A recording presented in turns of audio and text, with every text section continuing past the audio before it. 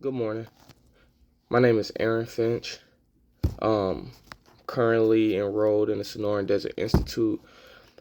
We're in Module 3, and I did my Module 3 project on the Mini 14 trigger assembly. I chose the Mini 14 because to me, I like the simplicity of the design, the whole functioning of the firearm, the cycling,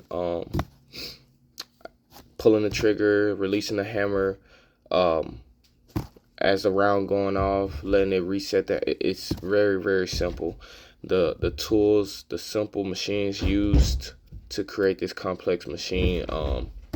I like the designs of it, so I'm kind of just gonna walk through the trigger assembly. Um, I am gonna cut away from the camera because it's gonna be kind of hard to walk through and explain. So give me one second. All right, I'm back. As you see, there's no live ammo on my table, my desk, no live ammo. So this is just a picture I've drawn. I'll put the link of the picture, kind of just boom, copy and paste it here a little bit. I'll put the link to this so you can find it a little bit better, go deeper in detail with it. But this first picture I drew, it's just gonna go over just certain parts. I kind of labeled them out a little bit. So number one is gonna be the hammer.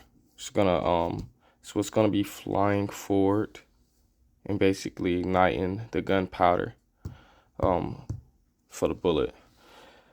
Number two is gonna be your hammer hooks right here. So these are what it's gonna get caught on a sear. Your sears, these are your sears right here. It's gonna get caught on your sear to hold the hammer. So it basically resets the trigger so you get ready to be able to fire again. On next, let's go to the trigger number three.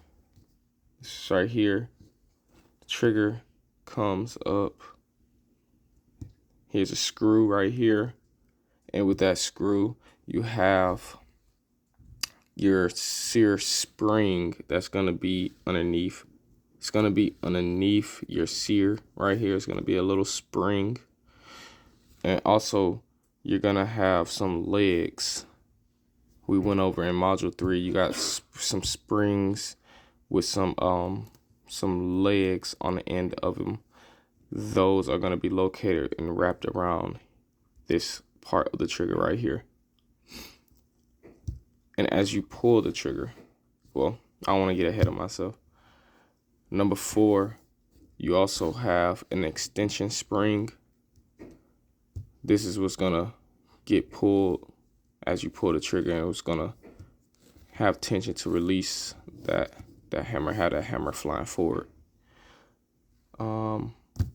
I'm gonna, in the next videos, I'm gonna walk through the steps of actually kind of what goes on behind the scenes underneath all the machines. So as you pull this trigger right here, this is gonna release this sear.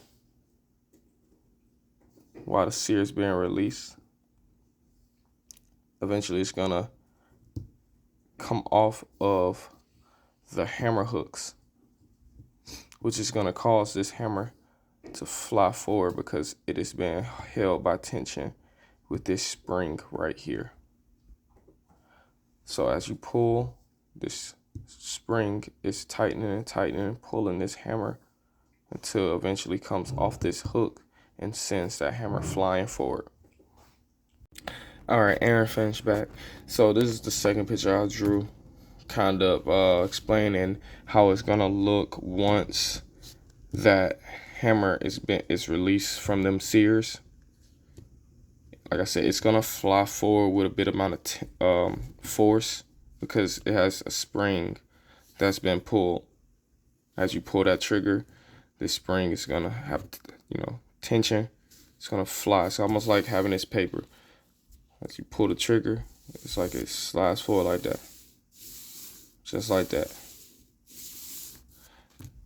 And that hammer hits the primer I know it's kind of like a rough picture, I'm sorry, but it hits that primer.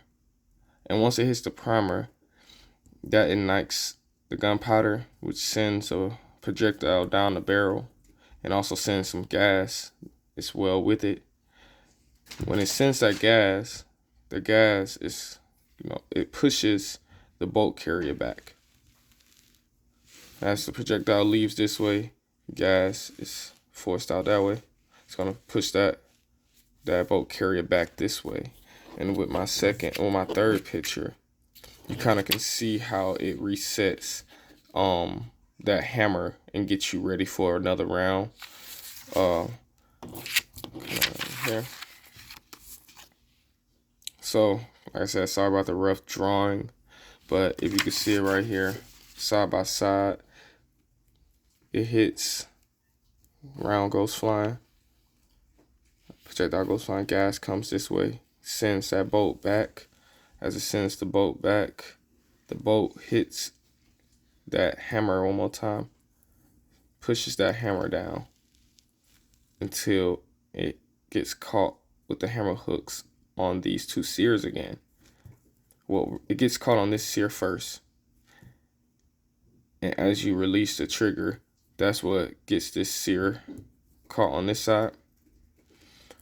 And as the bolt carrier comes back forward, flying back forward, it grabs another round, locks it in place, and your hammer is reset. So then you are ready to shoot again with that spring right here being held by tension. You're ready to be to release that hammer and to shoot another round. So this is just kind of like a rough drawing of the trigger assembly of a Mini 14. One of my favorite firearms throughout history. This is just kind of like a little more designed, detailed picture of kind of how it looks once that hammer is released from those sears and striking that primer, and how it looks before or at, as the hammer is reset.